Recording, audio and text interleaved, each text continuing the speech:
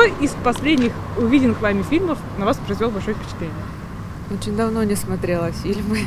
Ой, в последнее время я даже не помню, какое кино я смотрела. Я последний смотрел только сериал Walking Dead, больше фильма вообще не смотрел. Мы работаем буровое. За этого нет у нас. Давайте время. Смотрела «Мастер и Маргарита». «Тихий Дон» я смотрела. «Тихий Дон» мне нравится. Последнее время, наверное, «Навстречу шторму». «Дивергент». Типа копы, вот. Типа копы 2. Лично мне «Астрал 2». «Астрал 2».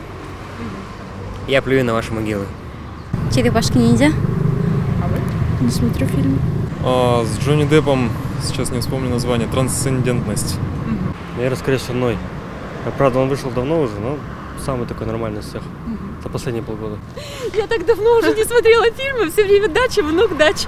Сериал «Мастер и Маргарита». Не смотрю, на даче работаю. «Добейся успеха». Ой, последний фильм, который я смотрела, наверное, был «Облачный атлас».